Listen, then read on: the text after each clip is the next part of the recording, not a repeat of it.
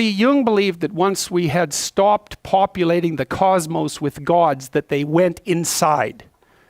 That's a good way of thinking. Well, think about it this way. You know, an archaic person looks at the sky and uses his imagination to populate the sky. What's the sky? Well, it's the constellations. It's the domain of the gods. Well, why? Well, because the gods are what are out there beyond your understanding. Well, that's what you see when you look up at the sky. So you populate the night sky with figures of your imagination.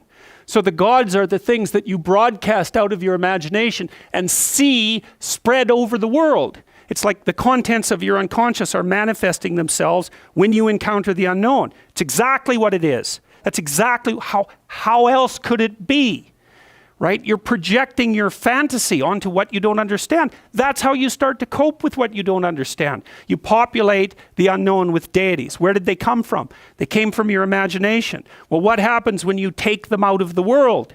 Do they disappear? No. They just go back into your imagination. So that's where Jung dug down to find them. That's the same motif as rescuing your dead father or rescuing your father from the belly of the whale. It's the same idea, is that the corpses of the gods inhabit your imagination.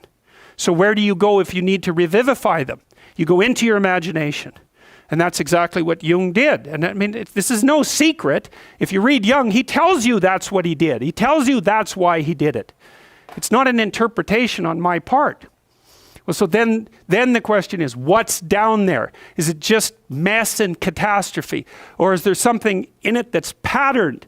Well, Jung's proposition was that you rediscover the great archetypes that guide human being by investigating the structure of your imagination.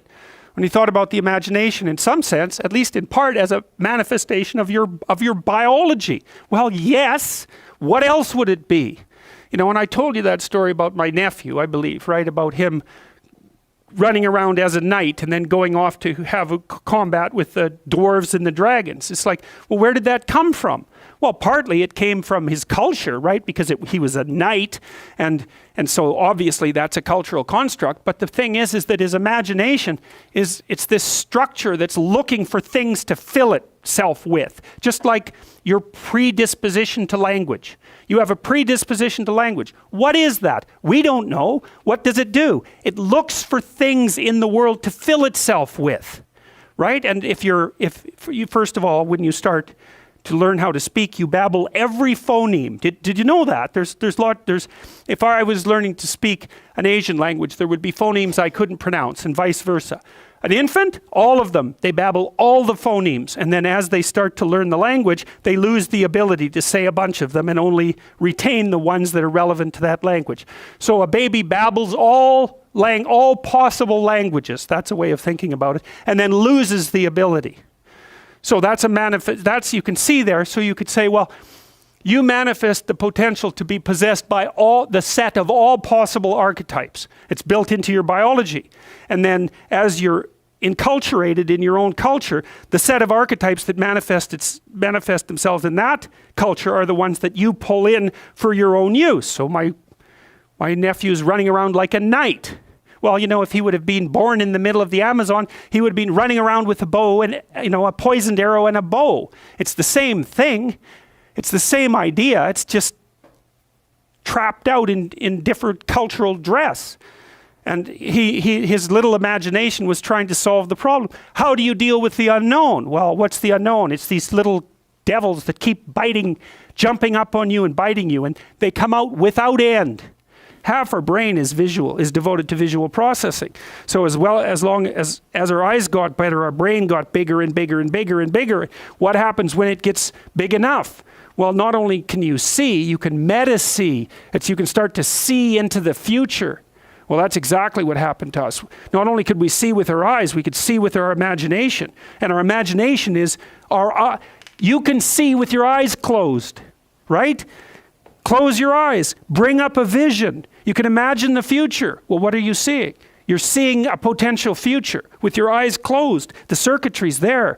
Once it's developed, you can use it to imagine. You can project your vision into places that don't even exist, and you can start to conceptualize the future. What happens when you conceptualize the future? Well, this is I'm spoiling the punchline. You have to work because you can see the future coming. You think, oh, the future's coming. It isn't just the present anymore. I don't have to just worry about whether or not I'm hungry right now. I'm going to have to worry about whether I'm hungry tomorrow and next week and next month and next year, and for me and for my wife and for my child and for the community. It's like you can forget about your day-to-day existence in paradise at that point. There's no evidence that people in industrialized societies are happier than people in non-industrialized societies. In fact, quite the contrary. We're less happy. Why? Well, because we fully and constantly bear the burden of the future. Well, that's good because we don't die and we live maybe 30 years longer and we have fewer horrible diseases and all of that, but that doesn't mean it's any picnic.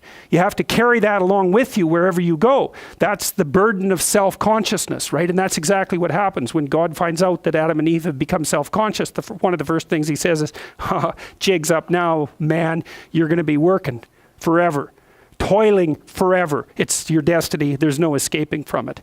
Well, human beings work. What does that mean? They sacrifice the present for the future. And that's partly, as soon as this happens, like the next story, which is Cain and Abel, you see the motif of sacrifice emerge, right? That story circulates around the motif of sacrifice. Sacrifice the present for the future. Well, what's the price you pay? You don't get the present. That's a big price, right? Because what you do is, what you're doing essentially is you're taking all the potential suffering of the future and putting it into the present all the time.